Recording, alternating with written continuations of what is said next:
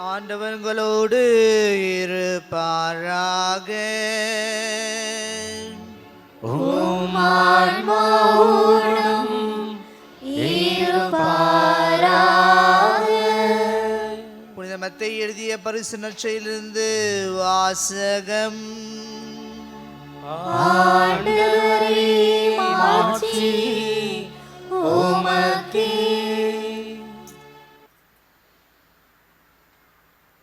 ஏரோது அரசன் காலத்தில் யூதேயாவில் உள்ள பெத்லகேமில் இயேசு பிறந்தார்.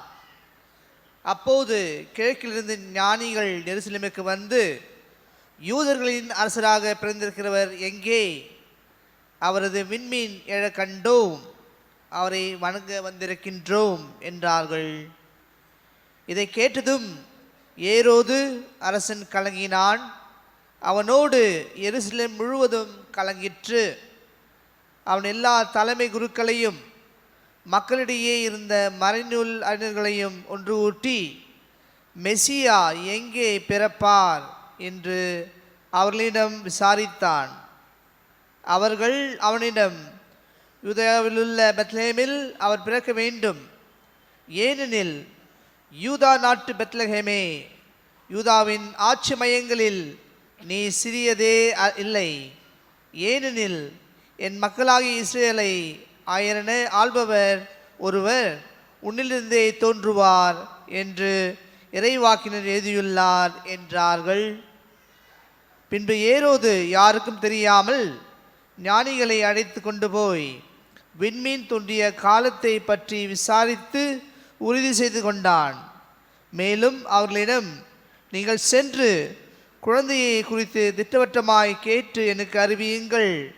அப்பொழுது நானும் சென்று அக்குழந்தையை வணங்குவேன் என்று கூறி அவர்களை பெத்லகேமிற்கு அனுப்பி வைத்தான். அரசன் சொன்னதை கேட்டு அவர்கள் புறப்பட்டு போனார்கள். இதோ, முன்பு எழுந்த விண்மீன் தோன்றி குழந்தை இருந்த இடத்திற்கு மேல் வந்து நிற்கும் வரை அவர்களுக்கு முன்னே சென்று கொண்டிருந்தது. அங்கே நின்ற விண்மீனை கண்டதும் அவர்கள் மட்டில்லா பெருமகிழ்ச்சி அடைந்தார்கள். வீட்டிற்குள் அவர்கள் போய் குழந்தையை அதன் தாய் மரியா வைத்திருப்பதை கண்டார்கள். நெஞ்சாண்டுகிடையாய் விழுந்து குழந்தையை வணங்கினார்கள்.